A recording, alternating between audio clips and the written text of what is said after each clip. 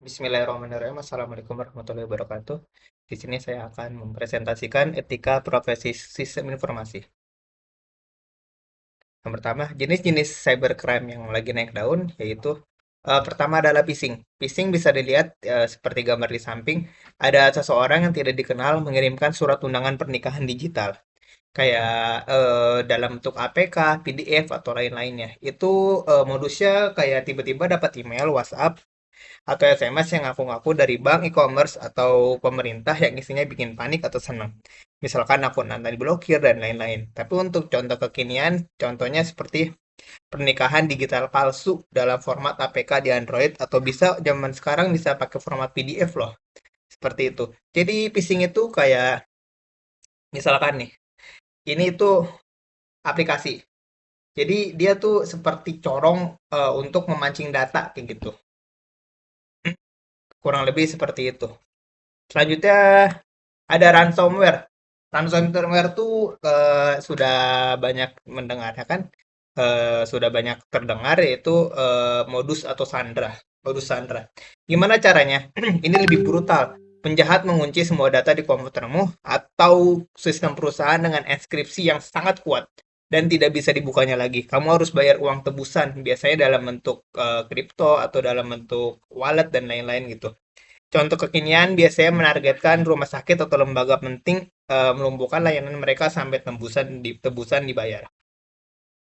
Dan yang ketiga adalah tipuan online soceng, social engineering. Bisa berupa transfer palsu dan lain-lain gitu. Gimana caranya? Ini adalah seni menipu, pelaku manipulasi psikologi kamu untuk mendapatkan informasi rahasia. Gak perlu skill hacking canggih, cuman butuh skill berbohong, ngibul gitu. Penipuan lowongan ini biasanya diminta transfer sejumlah uang untuk biaya administrasi, kayak sejenis hipnotis lah, ya, permainan kata-kata gitu, atau penipuan OTP. Jadi pelaku mengirimkan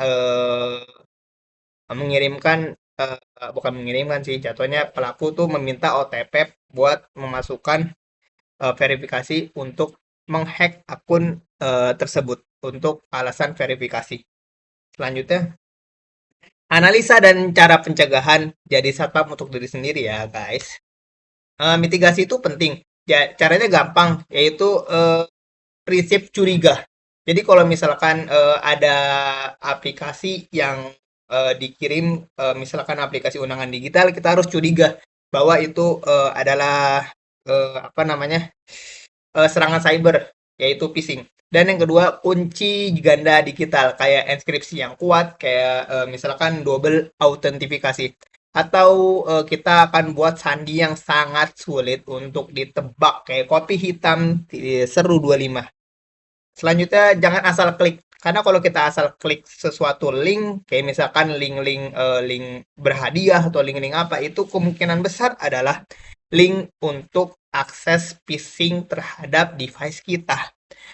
Jaga kebersihan di rumah digital kamu, kayak misalkan di Windows, Android, dan lain-lain. Lebih bagusnya lagi, Windows Security kan sudah cukup bagus tuh. Update secara berkala gitu. Kaitan dengan UU ITE. Hukum nggak tidur ya, guys. Untuk yang suka hacking atau akses akun orang lain, ada pasal 30. Jadi penjara maksimal 6 sampai 8 tahun atau denda maksimal 600 hingga 800 juta. Untuk yang suka curi data, sadap bisa pasal 31 dan 32. Jadi ancamannya bisa dipenjara hingga 10 tahun. Untuk tukang online scamming, phishing dan penyebaran hoax ada di pasal 28 ayat 1, maksimal penjara 6 tahun atau denda maksimal 1 miliar, dan pencemaran nama baik atau cyberbullying dalam pasal 27 ayat 3 dengan penjara maksimal 4 tahun atau denda maksimal 750 juta. Kesimpulan, UU ITE sudah menyediakan payung hukum yang jelas untuk menindak kejahatan cyber di Indonesia. Masalahnya penjahat sering kali anonim atau tidak tertebak, tidak bisa dilacak baik di dalam luar negeri ataupun dalam negeri. Sehingga penegakan hukum menjadi tantangan tersendiri oleh pemerintah. Oleh karena itu kita harus melakukan mitigasi atau perlindungan diri dalam menjaga data-data pribadi kita, keuangan kita, dan lain-lain. Terima kasih. Wassalamualaikum warahmatullahi wabarakatuh.